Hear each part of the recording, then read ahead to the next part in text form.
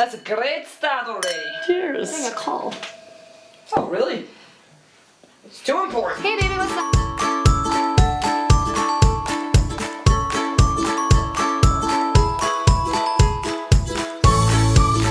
Hello my beautiful budding sommeliers, it is Stephie again. Is it the same day? Is it the same outfit? Who knows? You may never know. We might just be super consistent.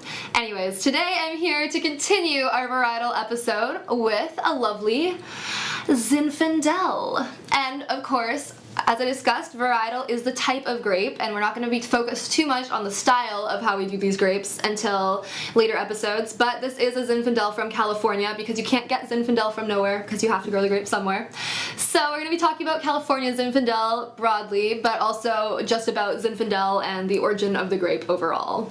Alright, so Zinfandel is a really versatile grape, and we use it to make a lot of different kinds of wine in blends and on its own. Zinfandel is a pretty new kind of grape. It was, they think, stemming from another kind of grape that used to grow in Croatia a really long time ago, and just kind of evolved out of that. And it was first sort of recognized in Italy, where it's known as Primitivo. Still, you can still get Primitivo wines.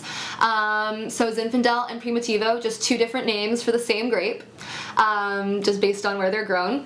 But most places in the New World, and even the Old World, a lot of them still call it Zinfandel outside of Italy, because people know what it is, it's easy to remember, and it's kind of a fun, catchy name. This grape is a black skin grape, so we use it mostly to make red wines because it has that lovely pigment that you can use for red wines, but it actually started gaining popularity in the United States after Prohibition era when they were making whites out of Zinfandel because they didn't have enough white wine grapes.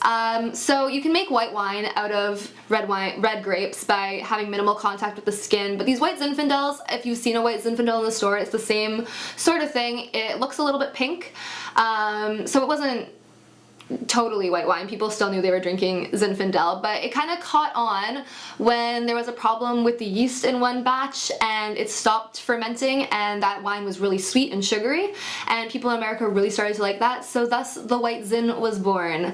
And then since the 70s, in California especially, they've been growing a lot of Zinfandel, and they've been focusing a lot more on the reds you can make with Zinfandel, which are like this, which tend to be like quite light-bodied, high acidity, still very like bold flavors because of the acidity, sort of some spice and some darker fruits, which make for really interesting tasting notes.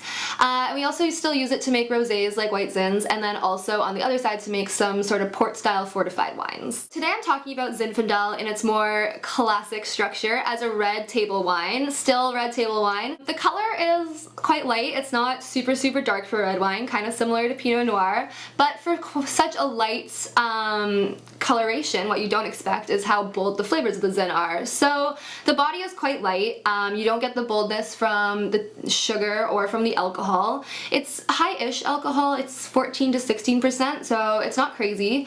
The bolder wines are going to be at closer to the 16%. This is kind of a middle one at 14.5, but it's going to have high acidity and medium tannins, which are not super common in low-body red wines, so that makes it really interesting.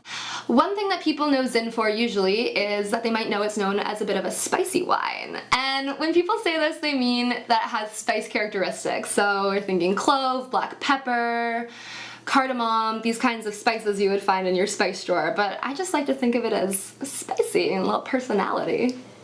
What sassy spice queen of a Zinfandel am I drinking today? Well, I'm glad you asked. I am drinking the Ironstone 2016 Old Vine Zinfandel. And again, I warned you about Old Vine. It's not always correct, but I did look it up in this case, and their vines are up to 45 years old, which, if they're all around 45 years old, is quite old for California. So they're doing a good job with proper branding. Good job, Ironstone. Big clap. I really enjoyed this wine. Actually, it's really smooth. It has lovely flavors of like dark, black, jammy berries and fruits. It has a little bit of violet characteristic, a little bit of clove and vanilla. It's really warm. This is like kind of perfect for just like curling up. It's nice because light-bodied, smooth, you don't need food with it, but it would go really lovely with pork and also with just some like root vegetables that you have cooking. And the best part, it's only $17. I know, crazy. So really good wine for a really good price. I only like to tell you guys about wines I enjoy usually. I'll always tell you about wines I don't enjoy, but I do try to shop for wines I'm going to enjoy, but I was even surprised how much I like this one. It is really delicious. That's all from me today, but if you like this video or you just like me, that's fine too. You can really help me out by liking, commenting, subscribing, sharing it with your friends, sharing it with your mom. Moms love wine. Sharing it with your boss. Bosses love wine. I don't know. Share it with whoever loves wine in your life. And until next time, I want to say cheers in the official language of the Christmas Island, which is a real place in Indonesia, but disappointingly, their official language is English. So I guess cheers until next time. Bye.